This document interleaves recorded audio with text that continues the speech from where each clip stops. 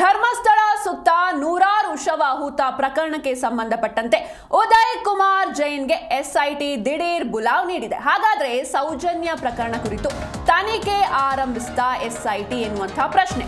ಧರ್ಮಸ್ಥಳ ಸುತ್ತ ನೂರಾರು ಶವಹೂತ ಪ್ರಕರಣಕ್ಕೆ ಸಂಬಂಧಪಟ್ಟಂತೆ ಉದಯ್ ಕುಮಾರ್ ಜೈನ್ಗೆ ಎಸ್ಐಟಿ ದಿಢೀರ್ ಬುಲಾವ್ ನೀಡಿದೆ. ಸೌಜನ್ಯ ಪ್ರಕರಣ ಕುರಿತು ತನಿಖೆ ಆರಂಭಿಸಿದ ಎಸ್ಐಟಿ ಎನ್ನುವುದು ಸದ್ಯದ ಪ್ರಶ್ನೆ. ಸೌಜನ್ಯ ಪ್ರಕರಣ ಆರೋಪ ಹೊತ್ತವರಿಗೆ ಎಸ್ಐಟಿಯಿಂದ ಬುಲಾವ್ ಬಂದಿದೆ. ಆರೋಪ ಹೊತ್ತ ಉದಯ್ ಕುಮಾರ್ ಜೈನ್ಗೆ ಎಸ್ಐಟಿ ಕರೆ ನೀಡಿದೆ. ಧೀರಜ್ ಕೆಲ್ಲಾ, ಮಲ್ಲಿಕ್ ಜೈನ್ಗೆ ಎಸ್ಐಟಿ ಕರೆ ನೀಡಿದೆ ಎನ್ನುವಂತಹ ಮಾಹಿತಿ ಕೂಡ ಲಭ್ಯವಾಗಿದೆ. ಎಸ್ಐಟಿ ಕಚೇರಿಗೆ ಆಗಮಿಸಿದ್ದಾರೆ ಉದಯ್ ಕುಮಾರ್ ಜೈನ್. ಇನ್ನು ಧರ್ಮಸ್ಥಳ ಸುತ್ತ ನೂರಾರು ಶವಹೂತ ಪ್ರಕರಣಕ್ಕೆ ಸಂಬಂಧಪಟ್ಟಂತೆ ಇದೀಗ ಉದಯ್ ಕುಮಾರ್ ಜೈನ್ಗೆ ಎಸ್ಐಟಿ ದಿಢೀರ್ ಬುಲಾವ್ ನೀಡಿದೆ. ಹಾಗಾದ್ರೆ ಅಂದ್ರೆ ಈ ಬುರ್ಡೆ ಕೇಸ್ ಬಗ್ಗೆ ಎಸ್ಐಟಿ ತನಿಖೆಯನ್ನ ಮಾಡ್ತಾ ಇತ್ತು. ಇದ್ದಕ್ಕಿದ್ದಂತೆ ಇದೀಗ ಉದಯ್ ಕುಮಾರ್ ಜೈನ್ಗೆ ಬುಲಾವ್ ನೀಡಿರೋದು ಸಾಕಷ್ಟು ಪ್ರಶ್ನೆಗಳಿಗೆ ಎಡೆ ಮಾಡಿ ಕೊಡ್ತಾ ಇದೆ. ಈ ಬುರ್ಡೆ ಕೇಸ್ಗೂ ಉದಯ್ ಕುಮಾರ್ ಜೈನ್ಗೂ ಏನ್ ಸಂಬಂಧ? ಹಾಗಾದ್ರೆ ಸೌಜನ್ಯ ಪ್ರಕರಣ ಕುರಿತು ತನಿಖೆಯನ್ನ ಆರಂಭಿಸಿದ ಎಸ್ಐಟಿ ಅನ್ನೋದು ಸದ್ಯದ ಅನುಮಾನ. ಸೌಜನ್ಯ ಪ್ರಕರಣ ಆರೋಪ ಹೊತ್ತವರಿಗೆ ಎಸ್ಐಟಿ ಬುಲಾವ್ ನೀಡಿದೆ. ಆರೋಪ ಹೊತ್ತ ಉದಯ್ ಕುಮಾರ್ ಜೈನ್ಗೆ ಕರೆ ನೀಡಲಾಗಿದೆ. ಇನ್ನು ಧೀರಜ್ ಕೆಲ್ಲಾ, ಮಲ್ಲಿಕ್ ಜೈನ್ಗೆ ಎಸ್ಐಟಿಯಿಂದ ಕರೆ ಹೋಗಿದೆ ಎನ್ನುವಂತಹ ಮಾಹಿತಿ ಕೂಡ ಲಭ್ಯವಾಗಿದೆ. ಎಸ್ಐಟಿ ಕಚೇರಿಗೆ ಆಗಮಿಸಿದ್ದಾರೆ ಉದಯ್ ಕುಮಾರ್ ಜೈನ್. ಇನ್ನು 13 ವರ್ಷಗಳ ಹಿಂದೆ ಏನು ಸೌಜನ್ಯ ಕೊಲೆಯಾಗಿತ್ತು, ಆ ವೇಳೆ ಇವರ ಹೆಸರುಗಳು ಕೇಳಿ ಬಂದಿತ್ತು. ಬುರ್ಡೆ ಪ್ರಕರಣದ ದಿಕ್ಕು ಬದಲಿಸುವ ಹುನ್ನಾರ ಇದು ಅಂತ ಎಸ್ಐಟಿ ಕಚೇರಿ ಬಳಿ ಉದಯ್ ಕುಮಾರ್ ಜೈನ್ ಹೇಳಿಕೆಯನ್ನ ನೀಡಿದ್ದಾರೆ. ಧರ್ಮಸ್ಥಳದಲ್ಲಿ ಎಲ್ಲಾ ಕಡೆ ಗುಂಡಿ ತೋಡಿಯಾಗಿದೆ. ಈಗ ವಿಷಯಾಂತರ ಮಾಡಲು ಈ ರೀತಿ ಮಾಡ್ತಿದ್ದಾರೆ, ಅಂದ್ರೆ ವಿಷಯವನ್ನ ಡೈವರ್ಟ್ ಮಾಡೋದಕ್ಕೆ ಈ ರೀತಿ ಮಾಡ್ತಿದ್ದಾರೆ. ಬುರ್ಡೆ ಪ್ರಕರಣದ ದಿಕ್ಕು ಬದಲಿಸುವ ಹುನ್ನಾರ ಇದು. ಧರ್ಮಸ್ಥಳದಲ್ಲಿ ಎಲ್ಲಾ ಕಡೆ ಗುಂಡಿ ತೋಡಿಯಾಗಿದೆ. ಈಗ ವಿಷಯಾಂತರ ಮಾಡೋದಕ್ಕೆ ಈ ರೀತಿ ಮಾಡ್ತಿದ್ದಾರೆ ಅಂತ ಎಸ್ಐಟಿ ಕಚೇರಿ ಬಳಿ ಉದಯ್ ಕುಮಾರ್ ಜೈನ್ ಹೇಳಿಕೆಯನ್ನ ನೀಡಿದ್ದಾರೆ. ಸೌಜನ್ಯ ತಾಯಿ ನೀಡಿದ ದೂರಿನ ಹಿನ್ನೆಲೆ ಹಾಗೂ ಚಿನ್ನಯ್ಯ ಹೇಳಿಕೆಯ ಕಾರಣಕ್ಕೆ ನನ್ನನ್ನು ಕರೆದಿರಬಹುದು ಅಂತ ಕೂಡ ರಿಯಾಕ್ಟ್ ಮಾಡಿದ್ದಾರೆ. ಬುರುಡೆ ಪ್ರಕರಣದ ದಿಕ್ಕು ಬದಲಿಸುವ ಹುನ್ನಾರ ಇದು ಅಂತ ಎಸ್ಐಟಿ ಕಚೇರಿ ಬಳಿ ಉದಯ್ ಕುಮಾರ್ ಜೈನ್ ರಿಯಾಕ್ಟ್ ಮಾಡಿದ್ದಾರೆ. ಈಗ ಏನಂದ್ರೆ ನೋಡಿ, ಈ ವಿಷಯವನ್ನು ತಿಮರೋಡಿ ಮೈಸೆಟ್ಟಿ ಒಂದು ಚಾನಲಲ್ಲಿ ಖುದ್ದು ಹೇಳಿದ್ದಾನೆ. ಯಾಕಂದರೆ ಇದನ್ನೆಲ್ಲ ನಾವೆಲ್ಲ ಮತ್ತೆ ಇವನು ಅವರು ಗಿಲಿಯಾರ್ನ ಇದರಲ್ಲಿ ಒಬ್ಬರು ಇವನು ಹುಡುಗಿ ಸೌಜನ್ಯ ಮಾವಿಡಗೌಡ ಹೇಳಿದ್ದಾನೆ, ನಮಗೆ ಎಲ್ಲ ಗೌರ್ಮೆಂಟ್ ವಕೀಲಿಗೆ ಎಲ್ಲ ಖರ್ಚಾಗಿದೆ, ಎಲ್ಲ ಎಷ್ಟೊಂದು 1.5 ಕೋಟಿ ಖರ್ಚಾಗಿದೆ ಅಂತ ಹೇಳಿದ್ದಾನೆ. ಅದು ಸತ್ಯ, ಅವನು ಹೇಳಿದ್ದು ಸತ್ಯವೇ. ಅದು ಹೇಗೆ ಇವನು ಸಹ ಹೇಳಿದ್ದಾನೆ, ಮೈಸೆಟ್ಟಿ ಸಹ. BS ರೇಖಾ ಅಂತ ಒಬ್ಬ ಜಡ್ಜ್ ಇದ್ಲು, ನಮಗೆ ದುಡ್ಡು ತಗೊಂಡು ಮೋಸ ಮಾಡಿದವರೆಲ್ಲ ಹೇಳಿದ್ದಾನೆ ಎಲ್ಲ ಹೇರು ತಿಮರೋಡಿಯವರು. ನಮ್ಮನ್ನಲ್ಲ ನಾವು ಎಲ್ಲ ತನಿಖೆ ಎಲ್ಲ ನಮ್ಮದು ಎಲ್ಲ ಮ್ಯಾಪಿಂಗ್ ಅದೆಲ್ಲ ಆದ ನಂತರ ನಮ್ಮನ್ನು ಆ ಟೈಮಲ್ಲಿ ಇದ್ದದ್ದು ಬೇರೆದದ್ದು ಜಡ್ಜ್ ಇದ್ದದ್ದು ಬೇರೆದದ್ದು ಜಡ್ಜ್ ಅವರೆಲ್ಲ ತನಿಖೆ ಎಲ್ಲ ಆಗಿ ನಮ್ಮನ್ನು ನಮ್ಮ ತನಿಖೆ ಆದಮೇಲೆ ಎಲ್ಲ ಬಿಟ್ಬಿಟ್ರು. ಬ್ರೈನ್ ಮ್ಯಾಪಿಂಗ್ ಆಗಿದೆ ಇಲ್ಲಿ ಆಗಿದ್ದು ಇದರಲ್ಲಿ ಆಗಿದ್ದು ಬೆಂಗಳೂರಲ್ಲಿ. ನಾವು ಅದಕ್ಕಿಂತ ಮುಂಚೆ ನಮಗೆ ಬಂದು ನಾವೇ ಖುದ್ದಾಗಿ ಹೇಳಿದ್ದು. ಆಗ ಹೇಳಿದ್ರು, ಪೊಲೀಸರು ಹೇಳಿದ್ರು, CBI ಅವರು ನೀವು ಅದಕ್ಕೆ ಕೈಯಲ್ಲಿ ಬರೆದು ಕೊಡಬೇಕು. ನಾವು ಆ ಟೈಮಲ್ಲಿ ಇಲ್ಲಿಗೆ ಹೋಗಿ ಚೆನ್ನೈಗೆ ಹೋಗಿದ್ದೇವೆ. CBI ಅವರ ಹತ್ರ ಮಾತಾಡಲಿಕ್ಕೆ ಹೋಗಿದ್ದು ಚೆನ್ನೈಗೆ, SP ಅವರಂತ ಇರಬೇಕು. ಅಲ್ಲಿ ಬರೆದು ಕೊಟ್ಟು ಮತ್ತೆ ನಮ್ಮನ್ನು ಇಲ್ಲಿ ಬರಲಿಕ್ಕೆ ಬೆಂಗಳೂರಿಗೆ ಬರಲಿಕ್ಕೆ ಹೇಳಿದ್ದಾರೆ. ನಾವು ಅದು ಸಹ ಇದು ಮಾಡಿ 3 ದಿನ ಮಾಡಿದ್ದಾರೆ. ಒಂದು ದೊಡ್ಡ ಕುರ್ಚಿಯಲ್ಲಿ ಕೂತು ಎಲ್ಲ ಇದಕ್ಕೆಲ್ಲ ಕೈಯಲ್ಲೆಲ್ಲ ಇಟ್ಟು ಅದಕ್ಕೆಲ್ಲ ನಮ್ಮ ಹತ್ರ ಎಲ್ಲ ಪ್ರಶ್ನೆ ಕೇಳೋದು, ಅದು ಬೇರೆ ಮಾಡಿದರು. ಒಂದು ಕೋಣೆಯಲ್ಲಿ ಎಂತ ತಲೆಗೆಲ್ಲ ಜೆಲ್ಲೆಲ್ಲ ಹಾಕಿ ಎಂಥ ಟೊಪ್ಪಿ ಎಲ್ಲ ಎಂಥ ಸೂಜಿ ಎಲ್ಲ ಹಾಕಿ ಅದು ನಮ್ಮ ಹತ್ರ ಅಲ್ಲಿ ನಾವು ಏನು ಮಾತಾಡಲಿಕ್ಕಿಲ್ಲ, ನಾವು ಸುಮ್ಮನೆ ಕೇಳೋದು ಮಾತ್ರ.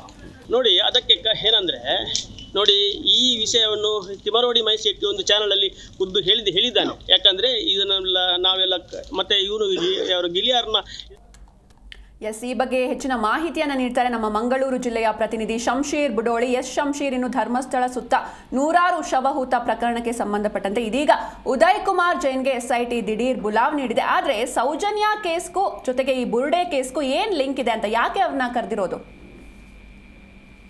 ಹೌದು, ಮುಖ್ಯವಾಗಿ ಧರ್ಮಸ್ಥಳ ಕೇಸಿಗೆ ಸಂಬಂಧಿಸಿದಂತೆ ಈಗಾಗಲೇ ತನಿಖೆ ಚುರುಕುಗೊಂಡಿರುವಂತದ್ದು. ಇವತ್ತು ಕಸ್ಟಡಿ ಅಂತ್ಯಗೊಳ್ಳುವಂತಹ ಹಿನ್ನೆಲೆಯಲ್ಲಿ ದೂರದಾರ ಚಿನ್ನಯ್ಯ ಇವರನ್ನ ಎಸ್ಐಟಿ ಬೆಳ್ತಂಗಡಿ ಕೋರ್ಟ್ಗೆ ಹಾಜರುಪಡಿಸುವಂತದ್ದು, ಜೊತೆಗೆ ಮತ್ತಷ್ಟು ದಿನ ಕಸ್ಟಡಿ ನೀಡುವಂತೆ ಕೇಳುವಂತಹ ಮನವಿ ಕೂಡ ಮಾಹಿತಿ ಸಿಕ್ಕಿರುವಂತದ್ದು. ಇದೇ ಮಧ್ಯೆ ಸೌಜನ್ಯ ಕೇಸನ್ನ, ಅಂದ್ರೆ ಸೌಜನ್ಯ ಅತ್ಯಾಚಾರ ಕೊಲೆ ಪ್ರಕರಣವನ್ನ ಮತ್ತೆ ಓಪನ್ ಆಗುತ್ತಾ, ಈ ಪ್ರಕರಣಕ್ಕೆ ಸಂಬಂಧಿಸಿದಂತೆ ಈಗಾಗಲೇ ಇವತ್ತು ಬಿಗ್ ಅಪ್ಡೇಟ್ ನಡೆದಿರುವಂತದ್ದು.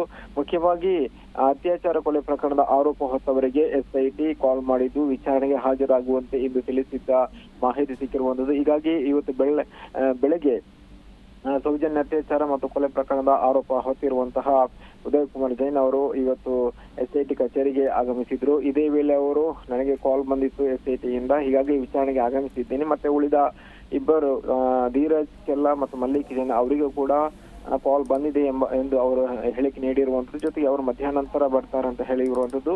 ಆದ್ರೆ ಈ ಬುರುಡೆ ಕೇಸಿಗೋ ಅಥವಾ ಸೌಜನ್ಯ ಕೇಸಿಗೋ ಈ ಸಂಬಂಧಕ್ಕೆ ಈ ಎರಡು ಕೇಸಿನಲ್ಲಿ ನನ್ನನ್ನು ಯಾವ ವಿಚಾರಕ್ಕೆ ಅವರು ವಿಚಾರಣೆಗೆ ಕರೆದಿದ್ದಾರೆ ಎಂಬ ಮಾಹಿತಿ ಇಲ್ಲ. ಆದ್ರೆ ನಾನು ಅವ್ರ ವಿಚಾರಣೆ ಇದೆ ಬನ್ನಿ ಅಂತ ಹೇಳಿದಕ್ಕೆ ನಾನು ಬಂದಿದ್ದೀನಿ ಅಂತ ಅವರು ಹೇಳಿಕೆ ನೀಡಿರುವಂತದ್ದು. ಈ ಮೂಲಕ ಬುರುಡೆ ಏನು ಶವಗಲನ ಹೂತ ಆರೋಪದ ಪ್ರಕರಣಕ್ಕೆ ಸಂಬಂಧಿಸಿದಂತೆ ಇದರ ಬೆನ್ನಲ್ಲೇ ಸೌಜನ್ಯ ಅತ್ಯಾಚಾರ ಮತ್ತು ಕೊಲೆ ಕೇಸಿನ ತನಿಖೆಯನ್ನ SIT ಆರಂಭ ಮಾಡುತ್ತಾ ಹೀಗಾಗಿ ಬಿಗ್ ಅಪ್ಡೇಟ್ ನಡೆದಿರುವಂತದ್ದು. ಜೊತೆಗೆ ಮುಂದೆ ಕೂಡ ಏನಾಗುತ್ತೆ ಎಂಬ ಕುತೂಹಲ ಕೂಡ ಇಲ್ಲಿ ಸಹಜವಾಗಿ ಮೂಡಿರುವಂತದ್ದು. ಹೀಗಾಗಿ ಸೌಜನ್ಯ ಅತ್ಯಾಚಾರ ಮತ್ತು ಕೊಲೆ ಪ್ರಕರಣದ ಆರೋಪ ಹೊತ್ತವರು ಇದೀಗ SIT ಕಚೇರಿಯಿಂದ ವಿಚಾರಣೆಗೆ ಒಳಪಡುವಂತಹ ಎಲ್ಲ ಸಾಧ್ಯತೆ ಇದ್ದು, ಜೊತೆಗೆ ಆ ಕುರಿತಾದಂತಹ ಕಾಲ್ ಕೂಡ ಅವರಿಗೆ ಹೋಗಿರುವಂತದ್ದು. ಹೀಗಾಗಿ ಸೌಜನ್ಯ ಕೇಸಿನ ತನಿಖೆ ಮತ್ತಷ್ಟು SIT ಇಂದ ಚುರುಕುಗೊಳ್ಳುತ್ತಾ ಎಂಬ ಪ್ರಶ್ನೆ ಕೂಡ ಇರುವಂತದ್ದು.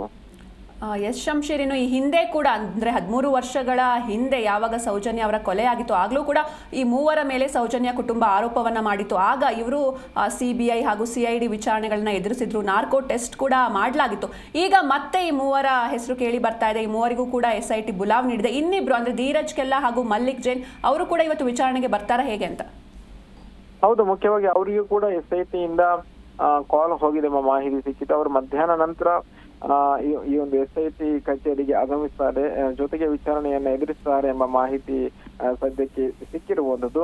ಯಾಕಂದ್ರೆ 2012 ನಡೆದಂತಹ ಸೌಜನ್ಯ ಕೊಲೆ ಮತ್ತು ಅತ್ಯಾಚಾರ ಪ್ರಕರಣ ಇಂದಿಗೂ ಕೂಡ ಕರ್ನಾಟಕದಲ್ಲಿ ಬಹಳಷ್ಟು ಚರ್ಚೆ ಕೇಂದ್ರ ಆಗಿರುವಂತದ್ದು. ಯಾವಾಗ ದಕ್ಷಿಣ ಕನ್ನಡ ಜಿಲ್ಲೆಯಲ್ಲಿ ಅಂದ್ರೆ ಧರ್ಮಸ್ಥಳದಲ್ಲಿ ಅನೇಕ ಶವಗಳನ್ನ ಕಾನೂನು ಬಾಹಿರವಾಗಿ ಹುಳುವಾಗಿದೆ ಎಂಬ ಆರೋಪ ಕೇಳಿ ಬಂದಿತ್ತು. ಅದರ ಮುಂಚೆನೆ ಅಥವಾ ಅದರ ನಂತರ ಕೂಡ ಈ ಸೌಜನ್ಯ ಕೇಸ್ ಕೂಡ ಬಹಳಷ್ಟು ಚರ್ಚೆ ಆಗಿತ್ತು. ಈಗಲೂ ಕೂಡ ಅದೊಂಥರ ಬಿಸಿ ಚರ್ಚೆಯ ವಿಷಯ ಆಗಿರುವಂತದ್ದು. ಈ ಪ್ರಕರಣದ ಕುರಿತು ತನಿಖೆ ನಡೆಸುವಂತೆ ಮತ್ತು ಚಿನ್ನಯನ ವಿಚಾರಣೆ ನಡೆಸುವಂತೆ ಕೂಡ ಇತ್ತೀಚೆಗೆ ಸೌಜನ್ಯ ತಾಯಿ ಕುಸುಮಾವತಿ ಕೂಡ SITಗೆ ದೂರು ನೀಡಿದ್ರು. ಇದೀಗ ಸೌಜನ್ಯ ಕುಟುಂಬಸ್ಥರು ಆರೋಪ ಮಾಡಿದ ವ್ಯಕ್ತಿಗಳಿಗೆ SIT ಅಧಿಕಾರಿಗಳು ಕರೆ ಮಾಡಿ ವಿಚಾರಣೆಗೆ ಬರುವಂತೆ ಸೂಚನೆ ನೀಡಿರುವಂತದ್ದು. ಈಗಾಗಲೇ ಉದಯ್ ಜೈನ್ ಅವರು ಅಧಿಕಾರಿಗಳ ಮುಂದೆ ಹಾಜರಾಗಿದ್ದಾರೆ. ಉಳಿದ ಇಬ್ಬರು ಕೂಡ ಅವರು ಮಧ್ಯಾಹ್ನ ನಂತರ SIT ಕಚೇರಿಗೆ ಬಂದು ವಿಚಾರಣೆಗೆ ಹಾಜರಾಗುವಂತಹ ಸಾಧ್ಯತೆ ಇರುವಂತದ್ದು. ಹೀಗಾಗಿ SIT ತನಿಖೆ ಬಹಳಷ್ಟು ಕುತೂಹಲ ಮೂಡಿಸಿರುವಂತದ್ದು. ಓಕೆ, ಥ್ಯಾಂಕ್ ಯು ಶಂಶೀರ್ ನಿಮ್ಮೆಲ್ಲ ಡೀಟೇಲ್ಸ್ಗಾಗಿ. ಬೆಂಗಳೂರಿಗೆ ಬರ್ಲಿಕ್ಕೆ ಹೇಳಿದ್ದಾರೆ. ನಾವು ಅದು ಸಹ ಇದು ಮಾಡಿ 3 ದಿನ ಮಾಡಿದ್ದಾರೆ. ಒಂದು ದೊಡ್ಡ ಕುರ್ಚಿಯಲ್ಲಿ ಕೂತು ಎಲ್ಲ ಇದಕ್ಕೆಲ್ಲ ಕೈಯಲ್ಲೆಲ್ಲ ಇಟ್ಟು ಅದಕ್ಕೆಲ್ಲ ನಮ್ಮ ಹತ್ರ ಎಲ್ಲ ಪ್ರಶ್ನೆ ಕೇಳೋದು ಅದು ಬೇರೆ ಮಾಡಿದರು. ಒಂದು ಕೋಣೆಯಲ್ಲಿ ಎಂತ ತಲೆಗೆಲ್ಲ ಜೆಲ್ಲೆಲ್ಲ ಹಾಕಿ ಎಂತ ತೊಪ್ಪಿ ಎಲ್ಲ ಎಂತ ಸೂಜಿ ಎಲ್ಲ ಏನೋ ಹಾಕಿ ನಮ್ಮ ಹತ್ರ ಅಲ್ಲಿ ನಾವೇನು ಮಾತಾಡಲಿಕ್ಕಿಲ್ಲ, ನಾವು ಸುಮ್ಮನೆ ಕೇಳೋದು ಮಾತ್ರ. ನೋಡಿ, ಅದಕ್ಕೆ ಏನಂದರೆ ನೋಡಿ, ಈ ವಿಷಯವನ್ನು ತಿಮರೋಡಿ ಮೈಸೆಟ್ಟಿ